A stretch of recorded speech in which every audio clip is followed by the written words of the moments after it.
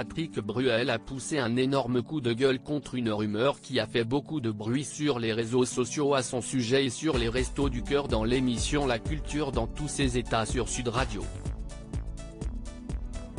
Patrick Bruel est le recordman du spectacle des Enfoirés. 30 participations, 203 chansons interprétées, 16 sketchs, 4 morceaux enregistrés en studio. Le chanteur est devenu une véritable figure emblématique des concerts en l'honneur des Restos du Cœur. Et après autant d'années sur scène pour l'association, Patrick Bruel prend toujours autant de plaisir de faire partie de la bande comme il l'a confié à Télé Loisirs.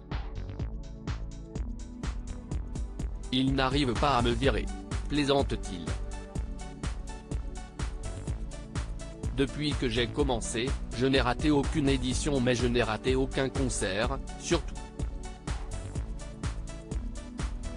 Je ne dis pas que je viens assidûment avant aux répétitions, mais au moins j'essaye de faire toutes les représentations.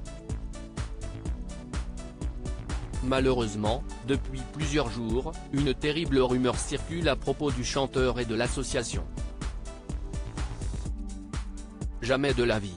Ce vendredi 17 mars, Patrick Bruel était invité dans l'émission La Culture dans tous ses états sur Sud Radio pour parler de son dernier album encore une fois. La présentatrice Céline Alonso en a profité pour clarifier une rumeur qui circule à son propos depuis plusieurs jours. Info ou intox ? Actuellement, il y a une rumeur qui buzz sur vous sur les réseaux sociaux, vous auriez demandé à ce que les distributions des Restos du Cœur soient réservées à ceux qui ont un schéma vaccinal complet de 4 doses. Je veux absolument votre réponse parce que ça buzz, lui a-t-elle demandé. Jamais de la vie, a tout de suite répondu le chanteur totalement choqué par cette rumeur. Ça va aller déjà devant la police, et ensuite devant la justice. Patrick Bruel a ensuite continué, c'est une fake news totale. J'ai bien vu les images fabriquées comme si BFM TV avait fait un bandeau, même les gens de la chaîne étaient outrés et je le suis aussi évidemment. Le chanteur a également dévoilé que certaines personnes mal intentionnées usurpent son identité pour soutirer de l'argent à ses fans. Mais les fake news, il n'y a pas que ça.